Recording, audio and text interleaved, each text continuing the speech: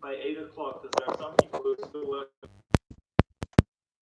via Zoom. We're live now on YouTube. We'll discuss afterwards. Let me just make sure that we're good. Hold on. I have a suggestion, everybody. Can we maybe read the emails at the end of the year? I agree. Yeah. I agree. All right, Rabbi Isai.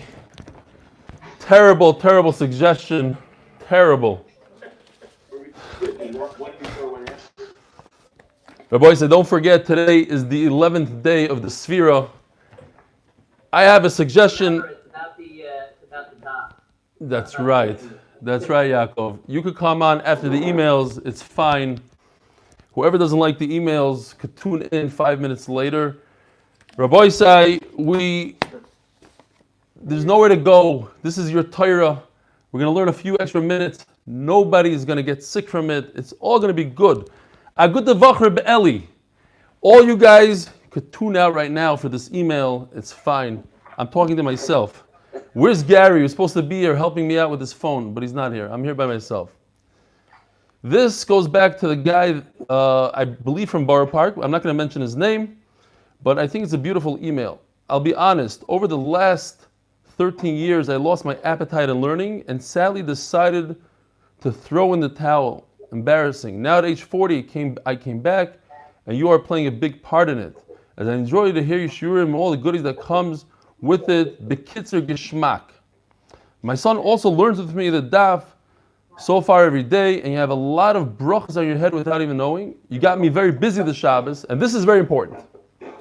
Oh, so I guess Gary's on his way here because I see everybody is, now they're muted. Very good. Okay. Those ones to unmute me. Somebody's unmuted. Asking if we can do Shabbos at 8 o'clock. Rabbi, let me finish my email, please. Thank you.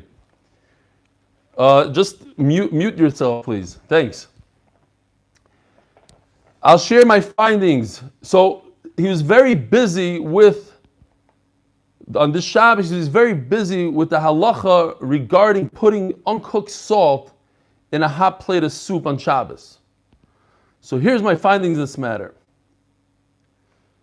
So basically he says, I'm not going to read the whole thing, but I'm very impressed that this individual who hasn't been learning for many years, he sat down and he gives me the whole thing, the Pri Megadim, the Mishnah Brura, the Shmir Shabbos Kilchasa, and then all at the end, first of all, he says like this. I didn't like this line. He says, I'll share my findings. Normally, I would not have the chutzpah to write in halacha to you, as you know it anyway.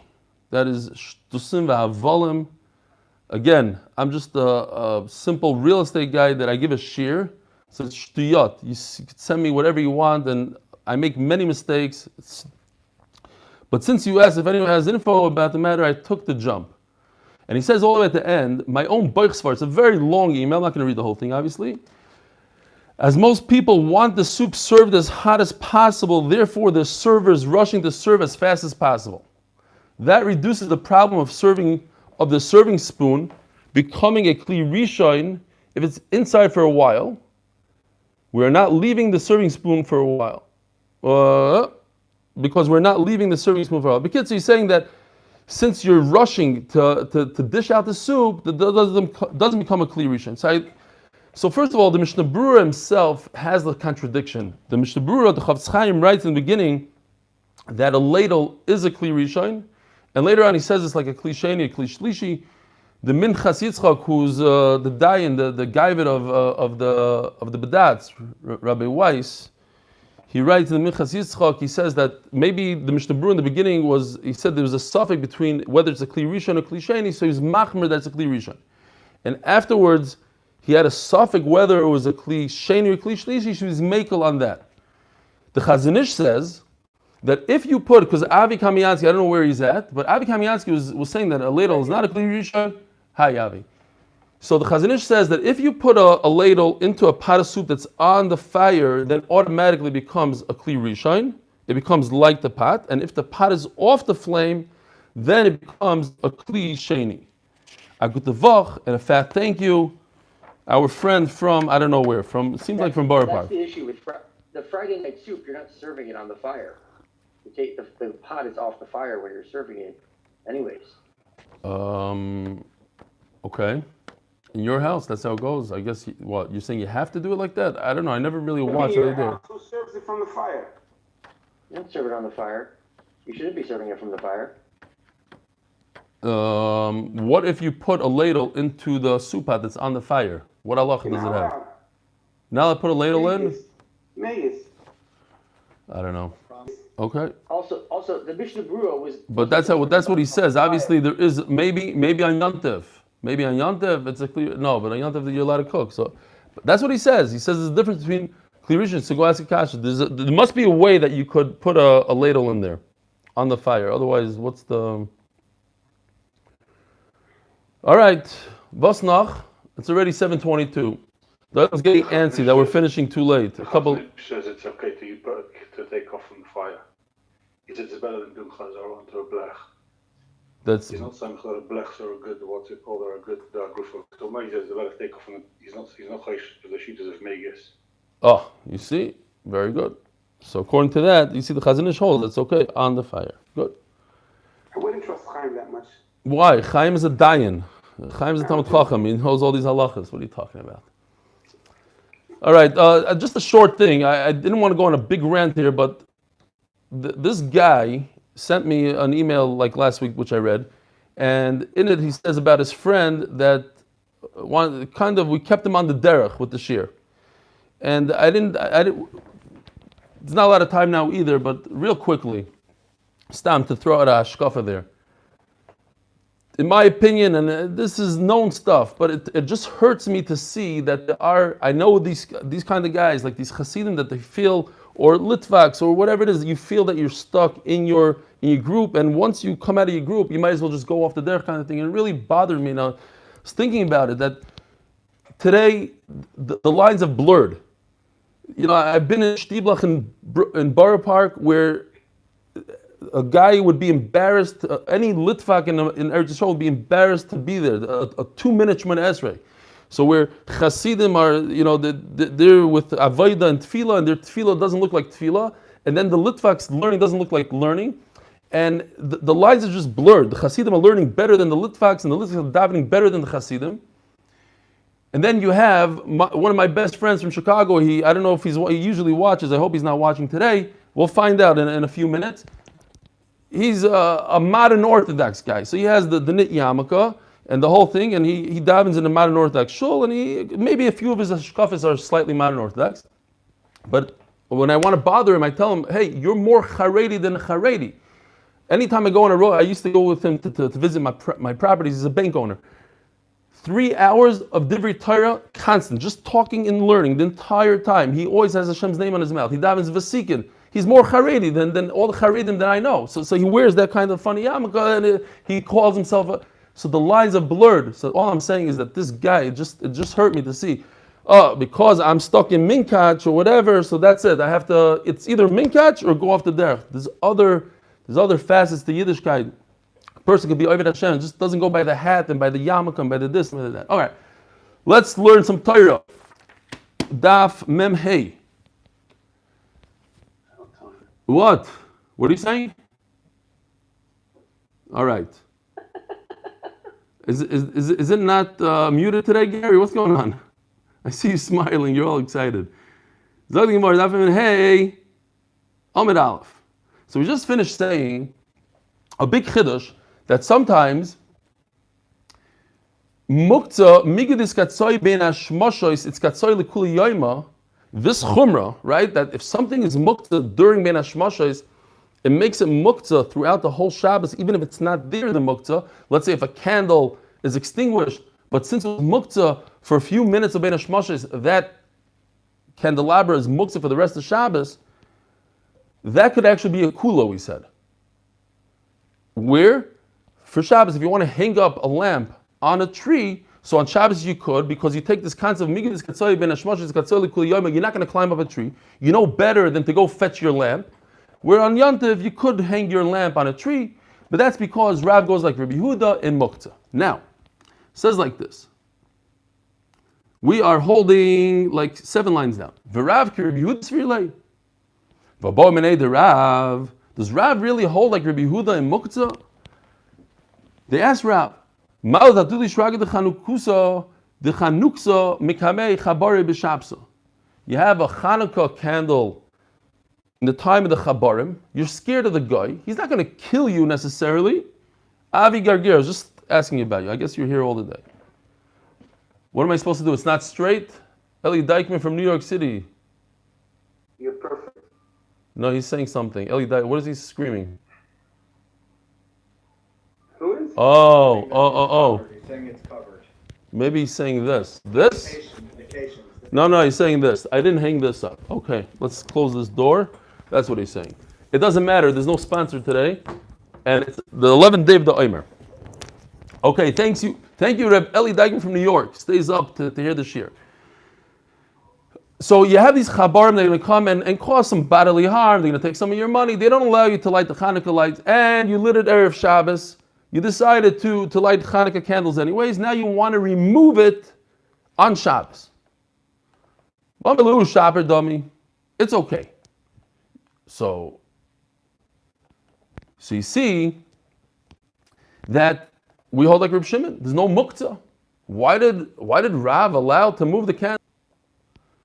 Shasat Chag Shani.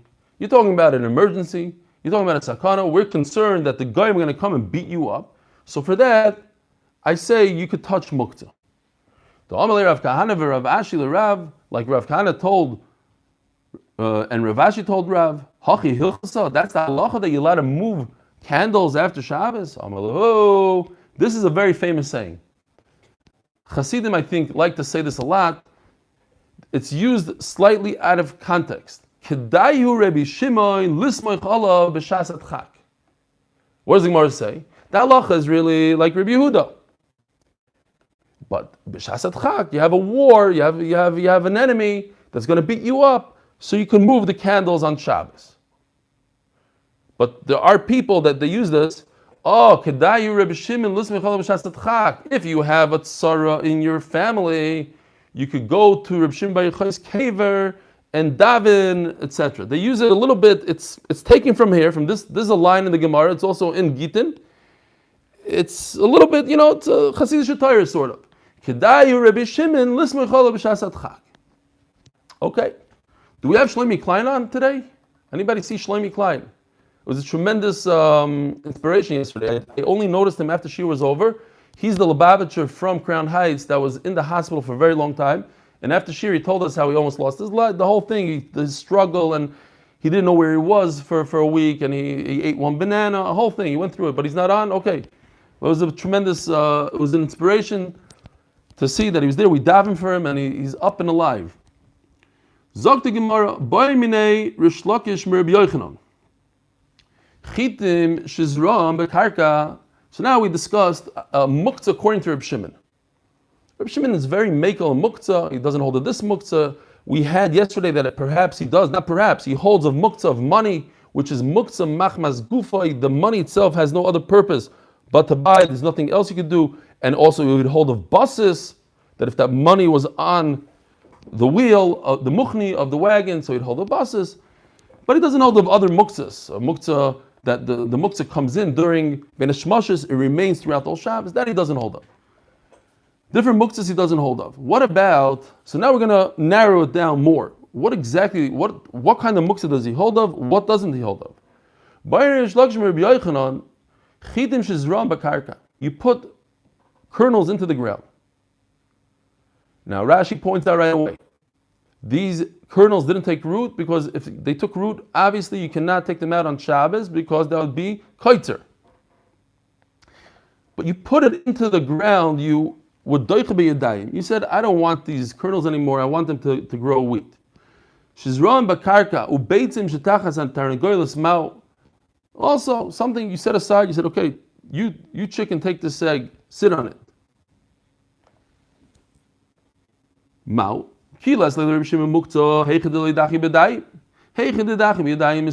Perhaps, since he pushed it away literally with his hands, he said, I am planting these kernels, I don't want them anymore. So maybe Rabbi Shimon admits that this is muktza.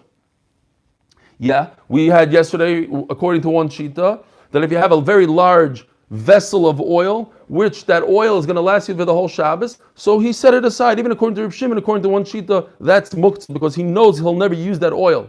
So similar to this, he set it aside, he put it in the ground. I'm never going to see that kernel again. So maybe that's muktza. Oidilma loishna. Or maybe no. It's not muktza. Amalei ein muktza l'Reb Shimon el shemen shebener b'shah shu doilek. So Rabbi Yochanan answers him, no, let me give you the hagdara of muktza. It's only in oil that lights. Hoil v'huktzah lemitzvasoi, huktzah li'isurai. So the Gemara understands, very interesting. Some are even goyres, v'huktzah li'isurai, with a vav, and that makes a big difference.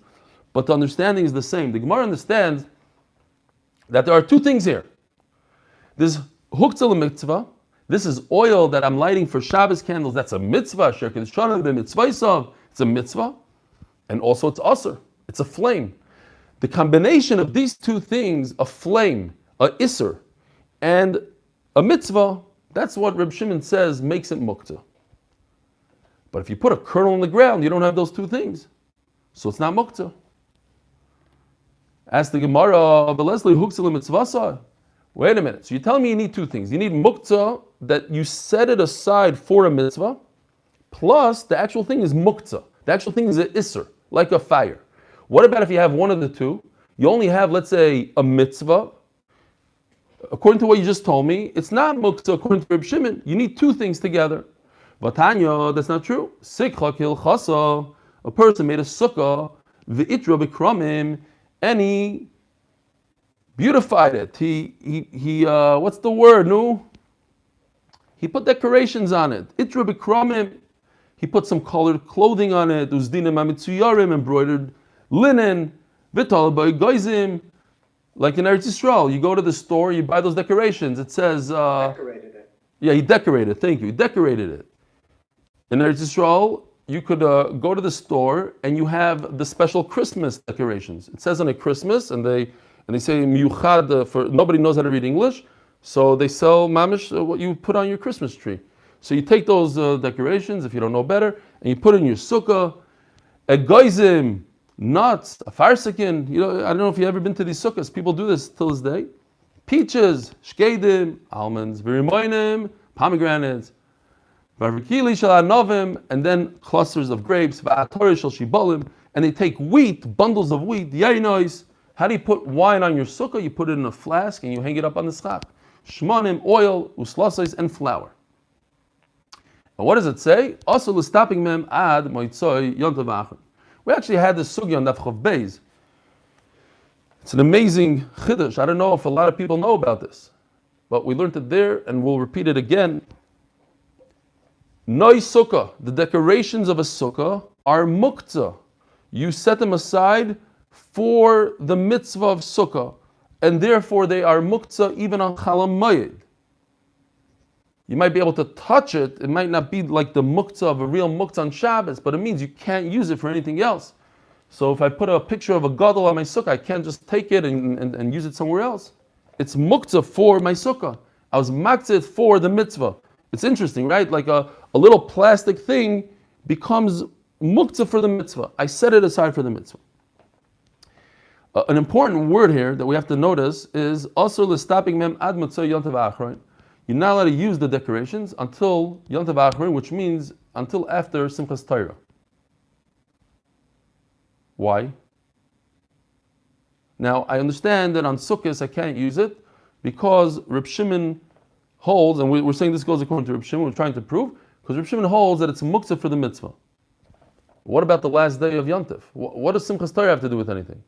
So we have to say, Migud is katzoi ben hashmoshois, it's katzoi lekuli yoyma, right? It continues into Simchas Torah.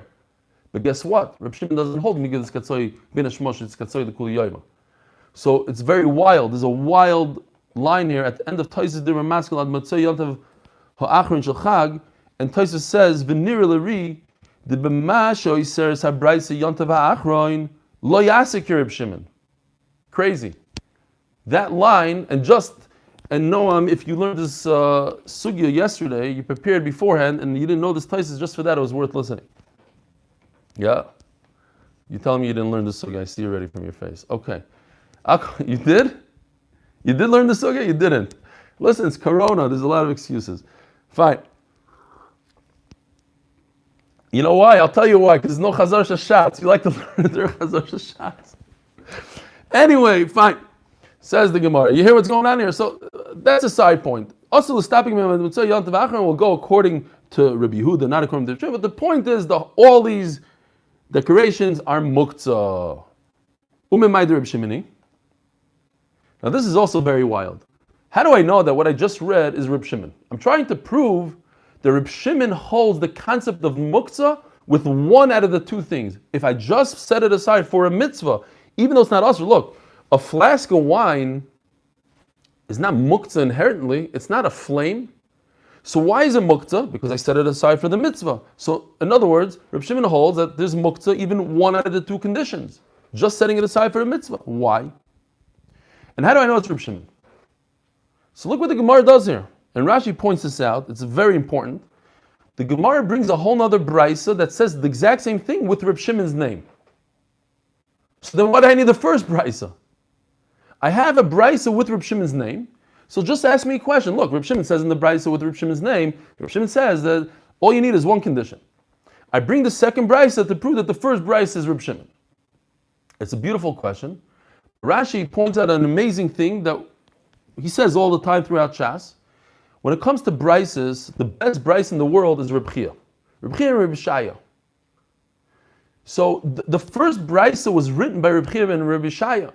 So it's much better for us to get a brisa that's accurate.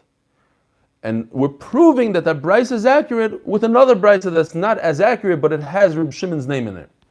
Okay, fine. Reb Shimon, right? And when we're saying Reb Shimon, by the way, we say Reb Shimon, talking about Reb Shimon Bar Yochai, right? Reb Shimon, Rashbi, Reb Shimon Bar Yochai. It's almost like Boimer. We're going to be able, 10 people are going to go to this cave this year. Reb Shimon, the Tani, Reb Chia Bar Yosem Kamei, the Reb Yochanan, Ei Noit Meitz Min HaSukkah B'Yantav Elo Min HaSamachla.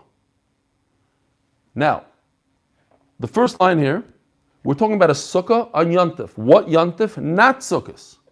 Okay, just regular simple pshat in the Gemara. We're talking about Pesach, Shavuos, Yantav, Rosh Hashanah. I have a sukkah, and I want to take a piece of wood out of the sukkah. I want to make a fire because it's Yantav. I want to cook my food. I cannot touch my sukkah. Why? Because I'm breaking my sukkah that's called soiser. It's aser. Elo min hasamachla. Rashi sticks in. It's not just a pile of wood next to the sukkah. Min hasamachla. I'm just saying pashat pshat. Means it's holding up the sukkah. It's like leaning on the sukkah. But if I remove a piece of wood, the sukkah is not going to fall down. So Mela, that's not called soiser. I could use that wood. Reb Shimon matir. We're not going to go into all the detail. The point is, according to Reb Shimon, if it did fall down, he anticipated that it's going to fall down. It fell down. So now I'm not being over on soiser. But the issue is, according to Reb Yehuda, the wood is muktza because I wasn't allowed to take the wood because it's soiser. And according to Reb Shimon, there's no halacha of muktza on this wood. If the sukkah is no longer there and there's no problem of soiser, I can use the wood because Reb Shimon doesn't hold a muktza.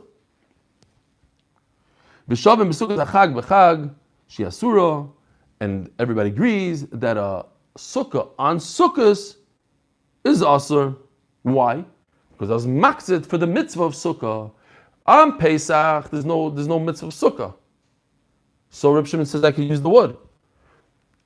But on sukkahs, I'm saying that my panels of wood are for my mitzvah, and even if it fell down, I cannot use it, says Reb Shimon. Vim hisna leha, and according to Tanakama, if he made a t'nai, and he said, I want to use my, let's say my noise sukkah, I want to use my decorations, hakol lefi t'nai. Fine. The bottom line is, you see, Mefurish over here, the Reb Shimon says there's a concept of muktza when it comes to a mitzvah. I set aside something for a mitzvah. Okay. So why? Initially we said that you need two things. By candle, you need two things. You need to set it aside. It's set aside for a mitzvah, and it's a flame. And that's why Reb Shimon says it's muktza, because I have two things. Over here, you see, you don't need a flame. All you need is a mitzvah. Says the Gemara, you're right. You only need one thing. what we said in the beginning of the sugi that you need two conditions, what I meant is one condition. It should be similar to a flame. The main point is that it's a mitzvah. So Reb Shimon holds of muktza of mitzvah. That's what he holds. Decorations are muktza. A flame on Shabbos is muktza, not because it's a fire, but because you set it aside for the mitzvah of adlakas neiros for shalom bayis. Ein muktza l'Reb Shimon elokein shemesh v'ner b'shoshu doilik. So here you have Mefurish, it says, look, Reb Shimon holds a muktza when it's similar to a candle. Hoyel v'hukza l'mitzvasai. What's the point? That it's muktza because of its mitzvah. He set it aside for a mitzvah. And therefore, hukza l'yisurai. But the point is one, hukza l'mitzvasai. And therefore it's also. Om Rav Yehuda Mishmuel. Ein muktza l'Reb Shimon elo groigrois v'tzimukim bilvad. In case you don't know what it looks like, these are, hey Gary, why don't you come to my house? Now that I see you on there, why don't you come to my house and set up a real camera? These are grapes set aside in the sun. You see all these guys over here also. Tremendous amount. I don't know if you could see. Just sitting there, drying up in the sun. As soon as it hits the sun, you can't eat it anymore. They're spoiled. Grapes in the sun. Says the Gemara, when it comes to food, there are only two items only, figs and grapes. Those are the two items that as soon as you put in the sun, you can't eat them anymore. And condition number two is I put it in the sun. I pushed it away with my hands. I said, I don't want this anymore. I am taking this, I'm designating it for raisins. Raisins. So I have two things here. First of all, I pushed it away with my hands. Second of all, they're not edible. Frank the Gemara. Whoa, other foods. Okay, that's what we already spoke about. Groigros, that's tainim. You put it on the roof. Lazmim groigros. Banovim, we discussed. Those are called raisins. If he says he designates it specifically to eat, you could eat it on Shabbos. Otherwise, it's muktza. Oh, but the question is from here. Peaches. So look in Rashi. Chavushin. Kvintz. So we have that in English. Here's a quince. In case you don't know what it looked like, we had it in brachas. Quince. It's a type of food. I don't think I ever had one. Yeah, okay, so what's his name? Tomer is going to bring me a quince tomorrow. Or what's okay? No, I don't need quinces. Ubeshar kol minei peiros. What's his name? No, Gazir. I forgot his name already. The guy that got me the salt. Shkoyach, that's enough for this week. Gurzi. Yeah, Shkoyach. Ubeshar kol minei peiros. Mani ilem Rabbi Yehuda mahechda ledachi biyadai misli muktza. Now, who does it go according to? Rabbi Yehuda holds if I didn't push it away. Says Rashi, what does it mean I didn't push it away? I put it in a storage facility. A storage facility, says Rabbi Yehuda, it makes a muktza. I don't want it anymore. I don't need it right now. That's muktza. But I didn't say I'm done with this forever. I'm going to take it out in a month. Nevertheless, it's muktza. Certainly a quince that I said, okay, I want to make it, what do you call it? I want to dry it. So that's considered dichu b'yadayim. I pushed it away. Certainly it should be muktza. Ela la Reb Shimoni. So obviously this is coming to be mechadash of chiddush that even according to Reb Shimon, it's muktza. So why are you telling me according to Reb Shimon there's only two food items, grapes and figs? No, you have quinces, you have peaches. Loilam Rabbi Yehuda. No, it goes according to Rabbi Yehuda. Va'oichel etzrichalei. It's a special chiddush by food. Since he's eating it, he's showing that he really is interested in this food. He keeps on nibbling on it. No. Once I put it on the roof, even though I'm gnashing from it, it's still considered has chadas. He's saying, I don't want this anymore. I'm done with it, and it becomes muktza. So again, there's no raya, so we're stuck with Reb Shimon. Only two foods are muktza, figs and raisins when you make grapes when you make raisins. And these other foods that we said doesn't go according to Reb Shimon, it goes according to Reb Yehuda. And the chiddush is that you should know, food, even though you're eating from it and it looks like you're not trying to set it aside, it is considered a hesach hadas according to Reb Yehuda. All right. So what do we have? Tachlis. Bottom line is we have that according to Reb Shimon, even though I set something aside, I pushed it away with my hand, it's not muktza. I need two things according to Reb Shimon. It should be like a raisin. I push it aside with my hand, A, and B, it's not roy la'achila. Once it sits in the sun for 10 minutes, it's spoiled. So I need two conditions. What about if I have the other condition? I have that's not roy la'achila, but I never pushed it away with my hand. What's the halacha then? Now look at these. Look who's asking the question. Rebbe Shimon, the son of Rebbe.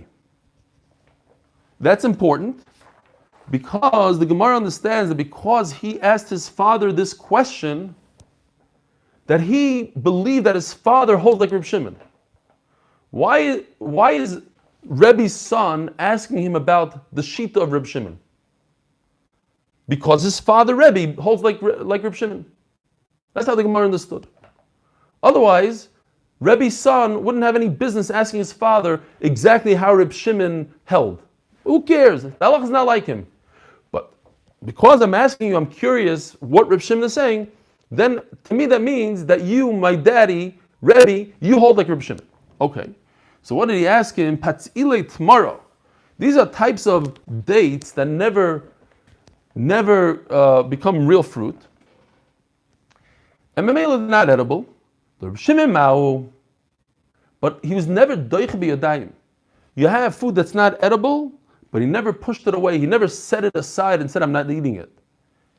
By itself, it's not edible, but he didn't set it aside not to eat. Omar lei, a muktza l'Reb Shimon el groigos v'tzimukim belvad. No, you need two conditions. You need the chiyah b'yadayim, and you need not roy la'achila. And Petzilei Tmara only has one out of the two. Ask the Gemara, v'Rebbe lesle muktza. So now we can understand what the Gemara's question is. That's what Rashi explains.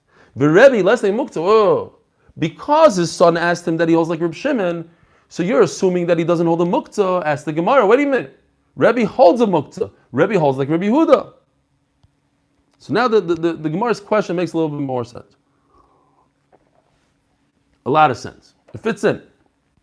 But now it says, Ein mashkin, hold on. Okay. It says in the Mishnah, mashkin v'shoichat in nesamid bariyos. So, on Yantiv, you're allowed to shecht an animal. And we learned in Chulin, the way they do it, they used to give the animal to drink a lot of water, and that would assist them in removing the skin, the hide. Says the Mishnah, you're not allowed to give an animal to drink or to shecht an animal, esamid bariyos. If you have animals that just wander out there, and the Gemara is going to tell us exactly what a midbariyos is, machloik is what it is. The point is that you were mesiach das from this animal.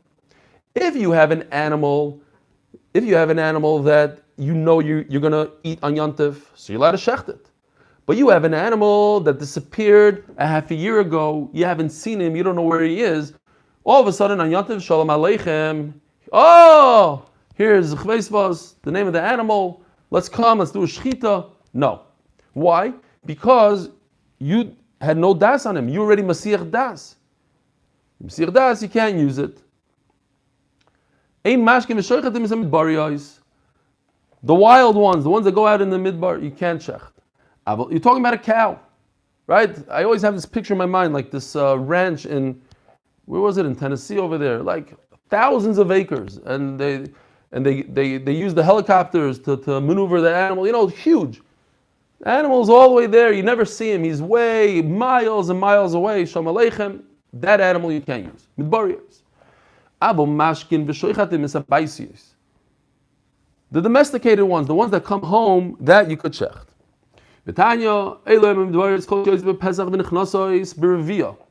What's considered a midbar?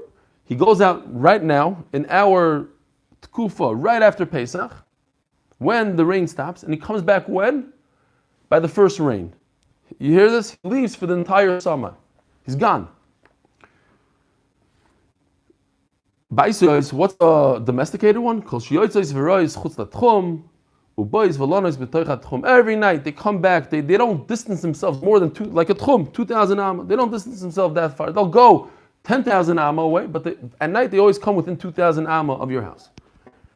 All of this, these are details. What's the point? Rebbe Omer, Elu ve'elu baisisein. Oh, Rebbe sticks in his 2 cents. In other words, Rebbe is involved in this machlokes, and he says, no, everything is considered baisis. But when he says this, we'll go into what he says. When he says meaning, he holds a muktza. He's saying hesach das is muktza, and let me tell you when it's hesach das, when it's hesach das, when it's not hesach das. So he believes in this whole concept of muktza. This whole sugya is only, this whole mission is only according to Rabbi Yehuda, not according to Rabbi Shimon. So you see that Rebbe holds a muktza. And he says, what's considered a midbar, called sharois ba'afar, it goes out to the pasture, never comes home. Not in the winter, not in the summer. I guess you own it somehow, it says your name on it, but they never come back. That kind of animal, says Rebbe, you're Masir Das, it's muktza, you cannot use it on Yontif. So what is it? Does Rebbe hold a muktza or does he not hold a muktza? On the one hand, we see his son asked him about Reb Shimon, so he's very curious about Reb Shimon, so he doesn't hold a muktza. On the other hand, we see that he holds a muktza. Gemara gives us 3 possibilities here. This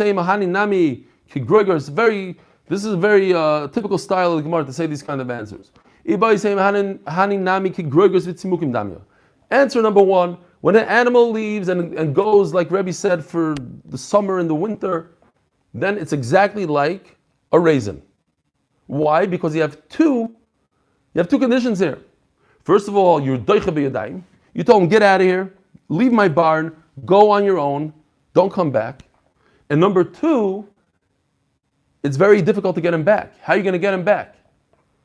It's not like a raisin that it's not royal achilo, but it's very difficult, says Rashi, to grab him back. So I have 2 conditions that make it very difficult, and therefore even Reb Shimon agrees that a midbari animal is considered muktza.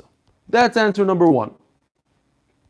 So, in fact, Rebbe holds like Reb Shimon that there's no muktza, but if you have the conditions like a raisin, then he does hold of muktza. The other answers say no. I'm just trying to figure out how Reb Shimon holds. I, Rebbe, don't hold like Reb Shimon. But you, in Reb Shimon, I'm going to explain Reb Shimon that a midbar means this and a baisi means that. I don't hold like that. He was talking in like Rabbi Yehuda's shita.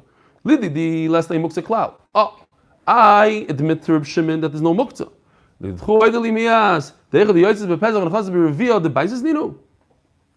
Could you at least admit to me that an animal that doesn't leave forever, it comes back after half a year, don't you agree to me that that's considered a domesticated animal? Look, half a year it's in the barn. Say Chachamim, Rabbi Yehuda says no. I call upon him, we cannot prove from here that Rebbe holds of muktza. It could be he was just talking in Rabbi Yehuda's shita, or it could be he was talking about his own shita, that there's no muktza, it just happens to be that this kind of animal is muktza. No right. So now he's saying the name of Rabbi Yochanan. Amru halacha ki Rabbi Shimon. They said, the Talmidim said that halacha is like Rabbi Shimon.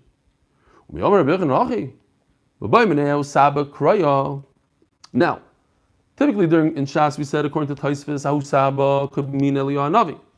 Over here specifically, it's not Eliyahu Navi.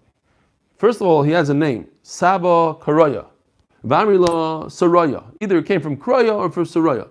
But he's asking Rabbi Yochanan a question. It should be the opposite, right? Rabbi Yochanan should ask, he's asking Eliyahu Navi a question.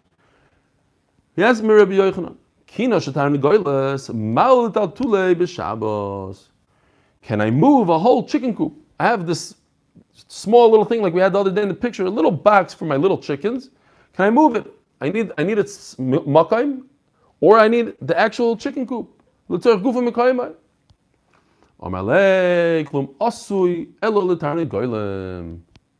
So, it's meant for chickens. Since it's meant for chickens, so it's muktza. So, what are you telling me that Rabbi Yochanan holds like Rabbi Shimon? Rabbi Shimon says there is no muktza, and a chicken coop will never be muktza. Over here he's saying that a chicken coop is muktza. So we're going to have to come up with a reason why, even according to Rabbi Shimon, this is muktza. You have a chicken, and the coop, the box, is muktza. Why is the box muktza?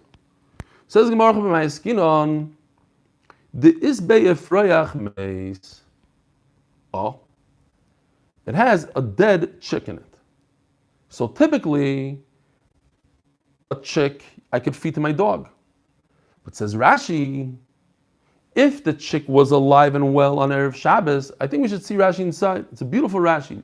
Rashi dibra masu the isbei efrayach meis.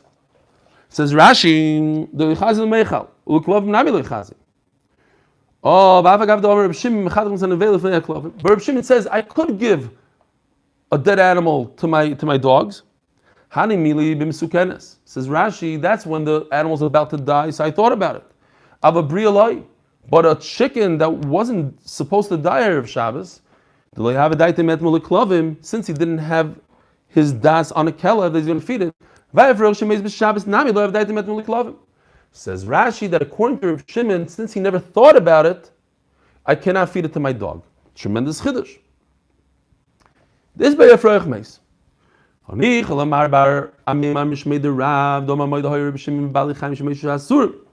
That's all great according to the shita that says I cannot feed something like that to my animal. Not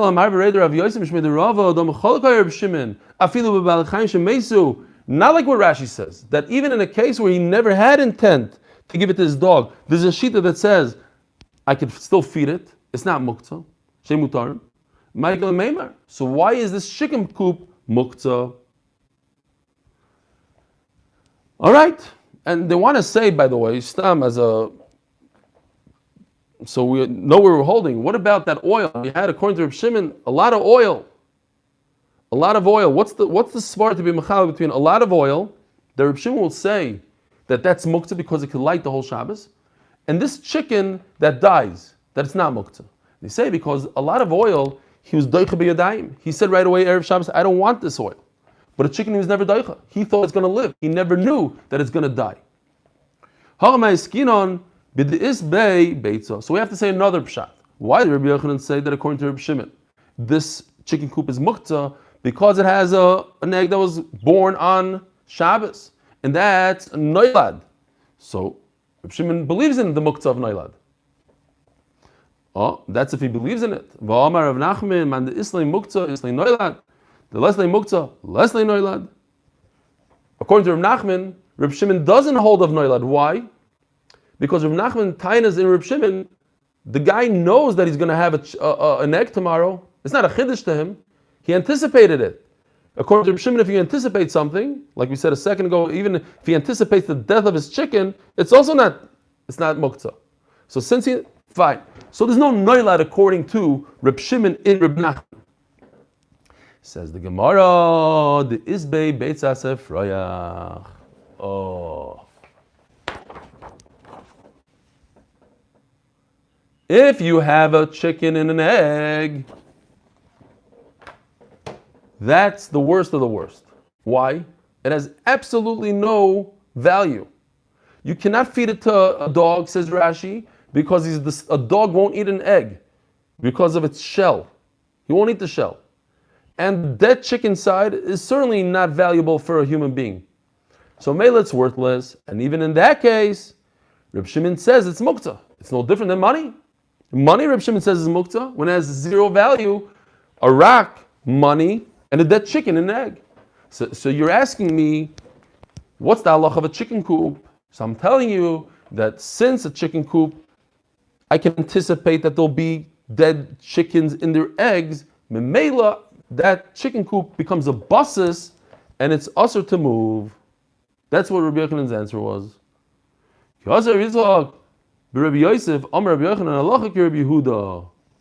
So one man Omer says that Rabbi Yochanan says specifically that Allah is like Rabbi Yehuda, there is muktza. Don't you love when there's a machlokes, what the machlokes is? Like, had a paskin? Rabbi Rabbi Kiva says this, Rabbi Elazar says this. Comes Abaye says the halacha is like Rabbi Kiva. Comes Rava says the halacha is like Rabbi Elazar. So I didn't get anywhere. I still have the same machlokes that I had before. Fine. So you have one man that says Rabbi Yochanan said the halacha is like Rabbi Yehuda, and Rabbi Shimon Levi says, but the halacha is like Rabbi Shimon. Or Rabbi Yosef, Hainu Domer Rabbi Baruch Han Rabbi Yochanan, Amar halacha Rabbi Shimon. Rabbi Yochanan says, they say the halacha is Rabbi Shimon. What does that mean? They say. I don't say. I say, Amru v'leiloi svirlei. I hold the halacha is like Rabbi Yochanan. So, if the halacha is like, Rabbi Yochanan says the halacha is like Rabbi Yehuda. Rabbi Yochanan is talking. He says, they say the halacha is like Rabbi Shimon. But I myself, Rabbi Yochanan, I pass like Rabbi Yehuda. That holds a muktza. Oh, if I hold a muktza, then Rabbi Yochanan doesn't have to say an answer in the chicken coop that there was a dead chicken in the egg. He holds a muktza. So regardless, that whole chicken coop is muktza. It's set aside for dvar masurim. It's muktza. Omalei Abaye l'Rav Yosef vad le'tizber Rabbi Yochanan Rabbi Yehuda. So this is an interesting question. The Gemara's question, it's very dakisdik. In other words, why do you need a kambi mechadish that this is what Rabbi Yochanan said? It's pasha that Rabbi Yochanan held like Rabbi Yehuda. You hear the question? Why are you telling me that Rabbi Yochanan paskins like Rabbi Yehuda? It should be very obvious from the following story that he holds like Rabbi Yehuda. And the Gemara's answer is that from the story, it's not obvious. I could say the story's talking about something else. Okay, what's the story? Some people are Gairas Rabami, I think. They went to a certain place. So you have this candelabra that fell on the coat of Rabbi Ravasi, and he didn't pick it up and move it because he held its muktza. Maybe he walked away, he tilted minatzad, whatever he did, but he didn't touch it. My time, obviously because we know that Rabasi is a talmud of Rabbi Yochanan. Rabbi Yochanan can Rabbi Yehuda this may muktzah. So from this story, you see that Rabbi Yochanan holds a muktzah because this talmud didn't want to touch the candelabra. That's not a good raya. If you were just to say this story, I wouldn't know what Rabbi Yochanan holds, because I could be doichek and say that story is talking about a very large candelabra, and there's a new muktzah called Kivei HaMakom, and not because of a muktza of Isser.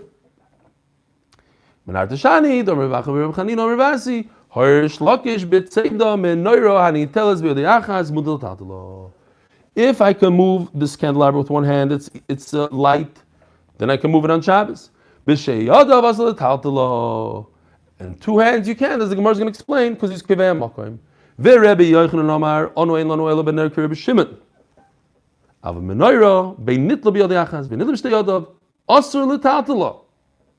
So here you go. We have that story happened by a candelabra. Candelabras are different.